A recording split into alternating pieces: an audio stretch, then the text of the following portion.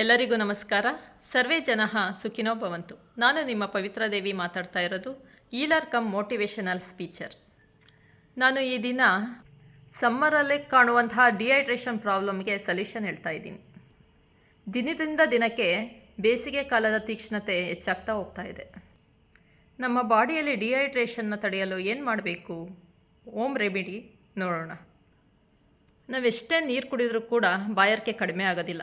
ಮತ್ತೆ ನೀರು ಕುಡಿಬೇಕು ಅಂತ ಅನ್ನಿಸ್ತಾ ಇರುತ್ತೆ. ನೀರು ಕುಡಿದು ಹೊಟ್ಟೆ ಭಾರ ಆಗುತ್ತೆ ಹೊರತು ನಮ್ಮ ಬಾಯಾರಿಕೆ ತಣಿಯೋದಿಲ್ಲ.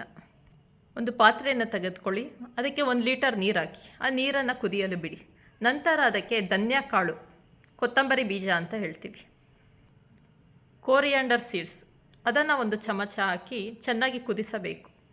ನಂತರ ಅದನ್ನು ಫಿಲ್ಟರ್ ಮಾಡಿ ದಿನಕ್ಕೆ 3 ಟೈಮ್ಸ್ ಹಂಗೆ ಬೆಳಿಗ್ಗೆ ಮಧ್ಯಾಹ್ನ ಸಂಜೆ 1 ಗ್ಲಾಸ್ ಕುಡಿಯೋದ್ರಿಂದ ನಮ್ಮ ದಾಹ ನಿವಾರಣೆ ಆಗುತ್ತೆ. ಇದನ್ನು ಆಯುರ್ವೇದದಲ್ಲಿ ದಾಹ ಪ್ರಶಮನ ಅಂತ ಕರೀತಾರೆ.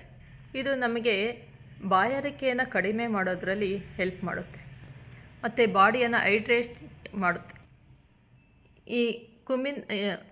ಈ ಕೋರಿಯಾಂಡರ್ ಸೀಡ್ನ ನಾವು ಮಕ್ಕಳಿಂದ ಹಿಡಿದು ದೊಡ್ಡರವರೆಗೂ ಎಲ್ಲ ಏಜ್ನವರು ಕೂಡ ಪ್ರತಿನಿತ್ಯ ಸೇವಿಸ್ಬೋದು. Thank you.